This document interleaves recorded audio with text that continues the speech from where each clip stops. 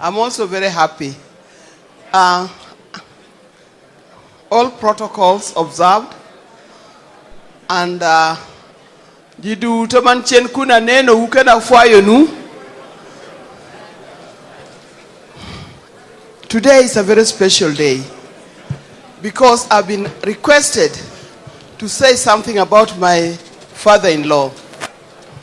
30 years ago, by the time my father-in-law was passing on, he had 4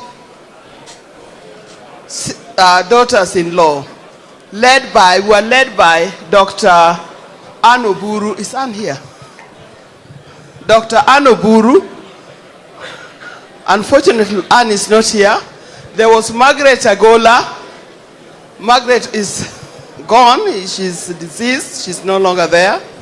And then there was Tabu Osewe, who is here. Tabu is a MCA, elected MCA in Bondo, Sakwa West. And the 4th one is me. So today, this mantle has fallen on me to talk on behalf of Jaramogi. Now, when I got married in that home, that is about 50 years ago. When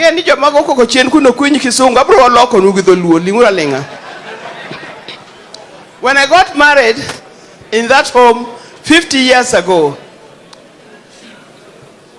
let me say, when I first met Jaramogi, I was so scared because I didn't know I was going to meet such a great man. My boyfriend then, Raila Odinga, cheated me that he was taking me for a ride from Kisumu. Nitabwe. Then he took me for a ride and we went on passing some villages and some bushes. Eventually, we arrived in a home that looks really good. The home was well organized.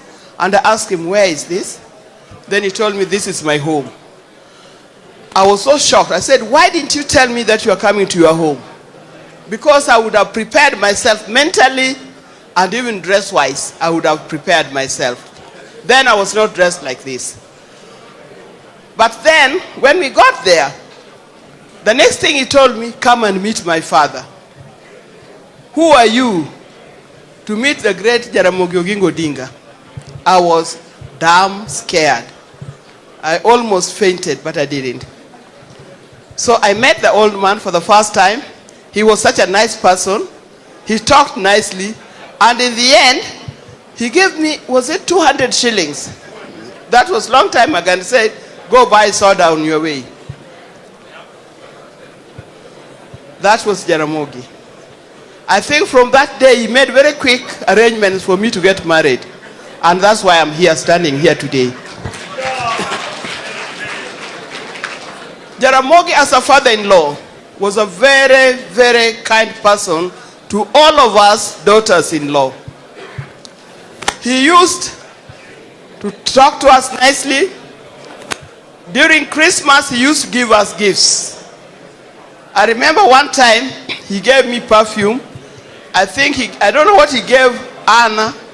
By that time, Tabu was not there. He stood by us when things were difficult and when things were good.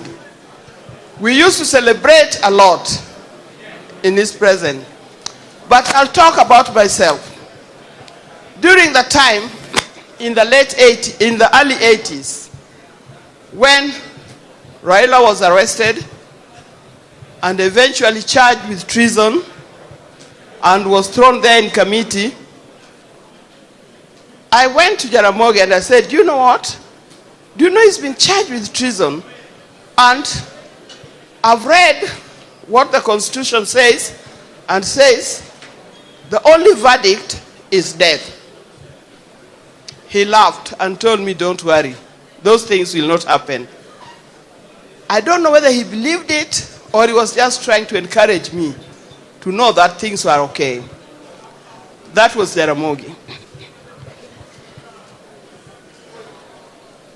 He would always encourage me and encourage all of us. There was also that soon after that, he was put under house arrest here in Kisumu. But for the first 3 months, I was allowed to go and see him in Kisumu. Later on, I was barred from even walking on Taifa Road. Taifa Road is that road where his house is. I was told, I was given a letter that restricted me from either walking on Taifa Road or driving along Taifa Road or being anywhere near Milimani. Those were the rules those days. Anybody could make a rule and that rule stood. So I was not able to see him. But later on, after that, I lost my job. The first sacking, or the first retirement, 1988. Later on, he told me, don't worry about those people. You know, there are many ways that people can live. You don't only have to be employed to live. There are many things you can do. And he started training me on how to do other things. He started training me on how to manage people and how to manage some businesses. And I still do that up to today. My greatest teacher that modeled me was Mzee Jaramogi Oginga Odinga. I know most of you ask, why weren't you modeled by your father? My father died when I was about 7 years old. So I grew up without a father. I didn't know what the responsibilities of fathers in the homes. I thought my mother was everything, and actually she was everything. But I didn't know that there could be a father. When I met Jaramogi and I became one of the daughters-in-law, he loved me dearly. And I used to say, so this is how those people with fathers feel. I found a father, a real father in Jaramogi. And his passing actually still hurts us up to today. In my speeches, where I work, whatever I do, I always refer to him, that Jaramogi would not do it like this. Or when somebody confronts me with problems, I said, what would Jaramogi say? What would Jaramogi do? He was a great teacher. He was a great father-in-law. He was a great friend. And with those few remarks, we thank God and we pray to God to rest his soul in eternal peace. Thank you. Thank you very much, Min Peng. She has the record of being